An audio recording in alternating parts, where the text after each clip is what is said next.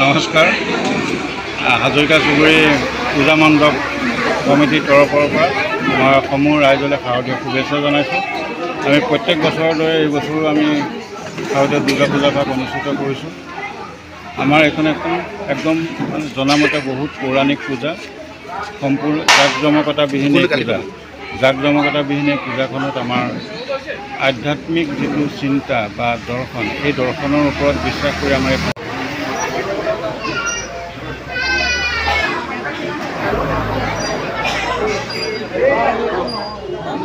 আমাৰ এইখন তেজপুৰ অঞ্চলৰ আটাইতকৈ পুৰণি পূজা। আমাৰ তেজপুৰত যেতিয়া প্ৰথম এখন পূজা হৈছিলে তেজপুৰ টাউনত, তাৰপিছত এইখন হাজৰিকা চুবুৰী পূজা তেজপুৰৰ পশ্চিম অঞ্চলত অৱস্থিত হাজৰিকা চুবুৰী গাঁৱৰ পূজাখন দ্বিতীয় বুলি কয়। এইখন সাধাৰণতে ব্ৰিটিছৰ যুগৰো আগৰ বুলি কয়, কাৰণ এইখন আমাৰ অনুমানিক 1849 বুলিও কয়, কিছুমানে তাতকৈ আগৰ বুলিও কয়। পৰম্পৰাগতভাৱে প্ৰত্যেক বছৰে আমাৰ দুৰ্গা পূজা, লক্ষী পূজা আৰু কালী পূজা আমি সময়মতে পালন কৰি আহিছোঁ হাজৰিকা চুবুৰী ৰাইজে।